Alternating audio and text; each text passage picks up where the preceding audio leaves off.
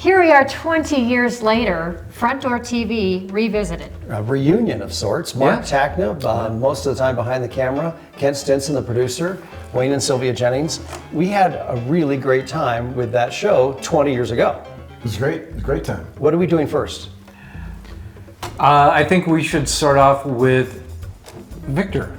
A look back at the Victor visit? Yeah, the Victor Hotel visit, Yeah, and absolutely. Interesting elevator at the time, and maybe still is, the only Birdcage elevator operating in the state? Still running in the state. as far as we know. Fantastic. Yep. Should we take a look? Yeah. I'm game. Let's do it. Okay. Hi, I'm Sylvia Jennings with Wayne Jennings. Welcome to Front Door, Home and Lifestyle Show. We're glad you're with us. We're dedicating this half hour to the small town of Victor, not too far from Cripple Creek, Colorado, at 9,000 feet in elevation, 9,000 plus. We are in the Victor Hotel on a snowy day. Of course, that's how it works here in Colorado. It can be 50 degrees one day and snowy the next. That's exactly what happened. This whole area is like a time capsule featuring fabulous Victorian architecture, all harkening back to Colorado's mining heyday. The Victor Hotel has many stories to tell. One of them, this is their claim to fame, the Birdcage Elevator here in the hotel was one of the first ever in the state of Colorado. It is now the last and only Birdcage elevator that's still operating in the state. The famous elevator is just one reason the hotel is listed on the National Register of Historic Places. It also has ties to the banking tycoons who founded the town and legendary broadcaster Lowell Thomas. We'll take a look back and show you how a major remodel has kept this historic gem front and center. Perhaps nowhere in Colorado is the boom and bust cycle more evident than in Victor, named after an early homesteader.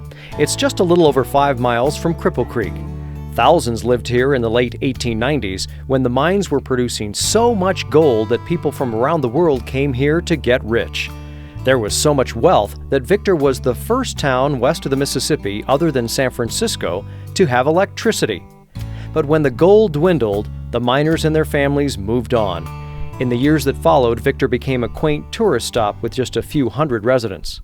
And fire is a very sensitive subject here.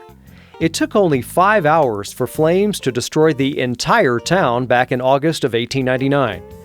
There were about 8,000 people living here, most of them wandering the streets after the fire with no place to live.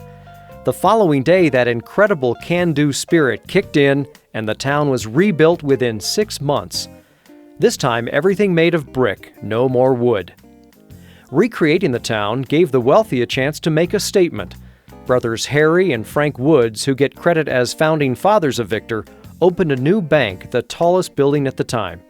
It's now the Victor Hotel, managed by Richard Corson and his wife Lisa, transplants from Florida. Like all those before them, they came here with a dream, someday hoping to open an internet cafe across the street. They've always been fascinated by the history of the area, especially the hotel. In 1900, Lowell Thomas moved here with his father and family, and his father was a doctor who had an office in one of the rooms upstairs. And then it was many things after that. In the 60s, it was a ice cream parlor, but after that, it kind of was vacant and sort of deteriorated. But then in 1992, someone purchased it and renovated it at the cost of about $2 million. And it became what you see now. There are 20 rooms, each with an attached bath, antique furniture, and exposed brick walls. The old Birdcage Elevator has been restored and gets a lot of use. The only one of its kind still operating in Colorado. There are reports that it takes on a life of its own, thanks to a spirit named Eddie. One evening, Eddie called the elevator up to the 3rd floor. It's room 301. The doors opened, Eddie stepped in, and there was no elevator. So Eddie went down the elevator shaft. Eddie still remains as a spirit here in the hotel, and occasionally our elevator will go up on its own, always to the 3rd floor, and then back down again. So I think the elevator is trying to make up for what it did to Eddie way back then. And matter of fact, we had some guests last night that thought they had an experience with Eddie in room 301. What did they hear? Well, they heard tapping on the walls, footsteps outside that kind of coincided with the tapping. That's what they told us this morning, and we have no doubt. So thank you. I thought You're welcome. the show. Yeah. Why did I say thank you? I don't know. It just appreciate came it, right though. out. Yeah, I thought the show went great. Behind the scenes was different from probably in front of the camera. Yeah. But trying to get everybody where they need to be, we just had the best time. Mark, what was it like to ride that elevator when it was so old?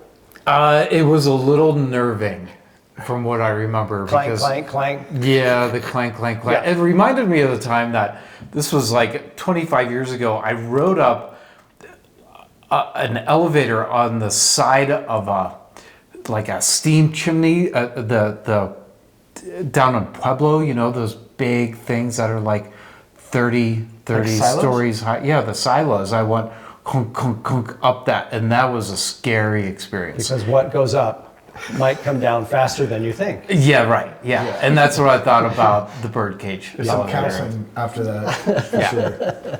No, very, very, very cool place. Actually, very unique.